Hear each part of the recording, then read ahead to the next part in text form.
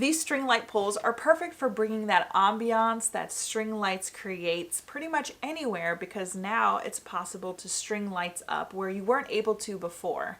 They're great for lining a path with lights, or maybe using 4 to create a square area around a fire pit. Or I was also thinking that these would be really great to use for Christmas decorating. They are very sturdy and made of metal that have a matte black finish to them. They do require assembly, but it's very easy to do. You begin by building the base, which starts with this larger spiral stake, which comes with this bar that you can use to twist it into the ground. And then you add these 2 support stakes and drive those deep into the ground as well. And then you screw the sections together and just start building it until it's done. These poles are very tall. They are 9 feet. And because it has so much support at the base, they are very sturdy if you install them correctly. I love that they have these pretty toppers that hold the strings of light. And they were very easy to get set up. I'm definitely considering getting more of these for my yard.